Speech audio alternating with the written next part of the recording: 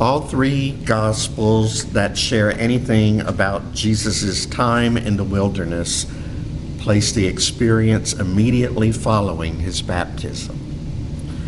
In each Gospel, after coming up from the baptismal waters, Jesus heard a voice saying that he was God's own beloved child. And then each of the accounts say that he was either driven or led into the wilderness by the Spirit. It would seem his wilderness experience was meant to teach him something. It was in that place of loneliness and nothingness that he would learn what it means to be a beloved child of God. And so from the outset, I think it's worth noting that God's baptismal blessing didn't protect Jesus from suffering, but it did prepare him for it. And if we expect that our standing as God's beloved children will exempt us from a wilderness experience, we've subscribed to bad theology.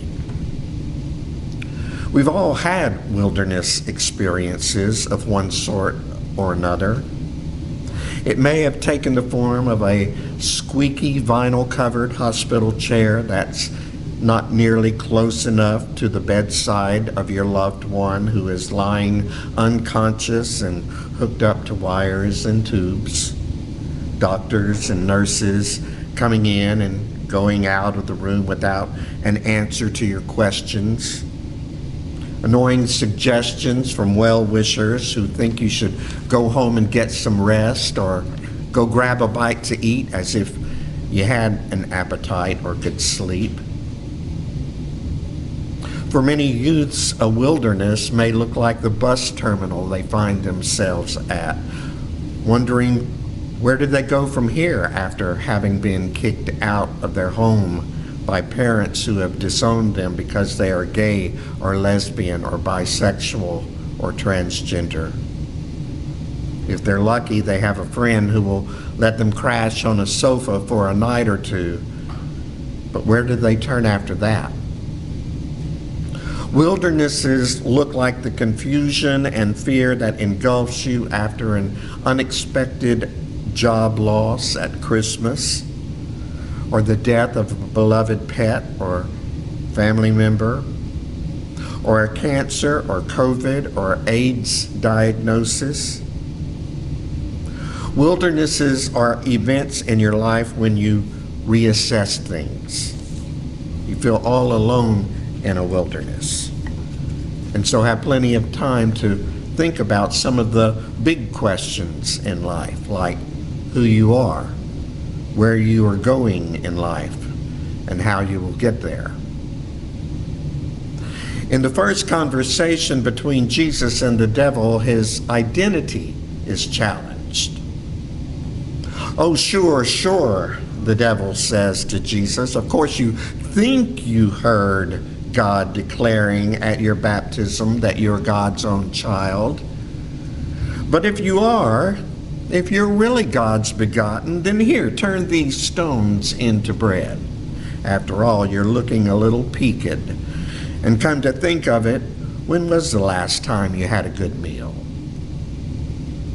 But when Jesus reaches into the Torah and responds by saying one does not live by bread alone, he shifts the conversation from his human identity to the one who gives life.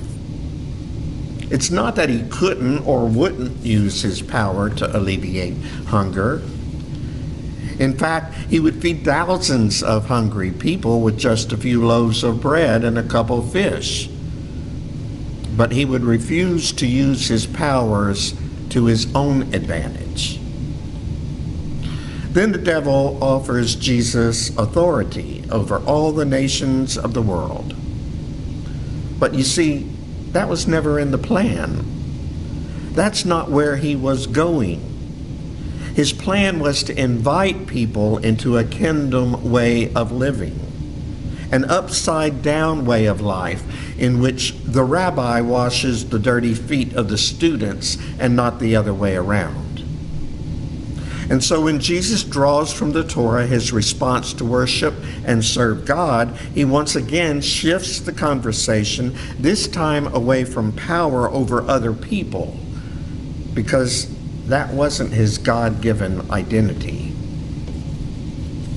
And so the devil gives it another shot by essentially asking Jesus how he planned to get to where he was going. And so taking him to the very tip top of the temple, which was said to be 150 feet high, or almost 14 stories tall, the devil proposed a great marketing scheme. All Jesus had to do was throw himself from the temple because, after all, the angels were charged with his protection, so no harm would come to him in the process. And so the real question was, would he draw from his own divine privilege of angelic protection, or would he accept the fate that had been laid out before him? And so Jesus, once again, quoting Hebrew scripture, said he would not take advantage of God's care for him by putting the devil's attention-getting scheme into action, but instead would trust God and the path that was laid out for him, even if it included this wilderness and even if it included the torturous death of a cross. So it was in this wilderness that Jesus answered three questions.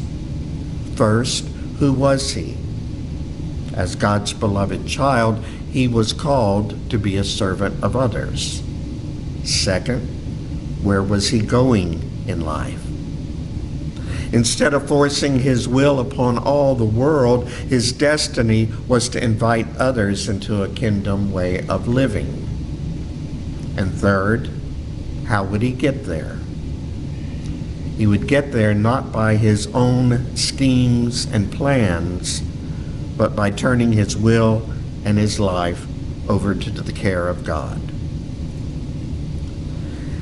And so Jesus not only survived his wilderness experience, but he used it as a time to address some important questions that needed an answer.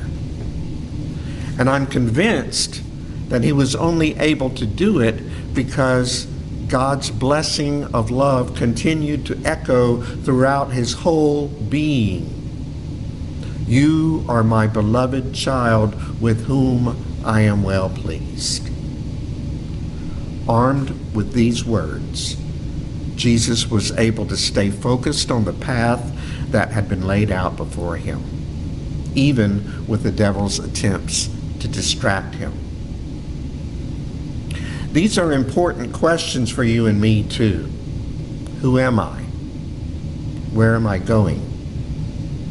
How will I get there? They are questions which often bubble to the surface when we find ourselves knee-deep in our own wilderness experience. But they are questions we should only try to address after we embrace our belovedness. Jan Richardson says it much better than I in her poem, which I'll close with, entitled, "Beloved is where we begin." If you would enter into the wilderness, do not begin without a blessing.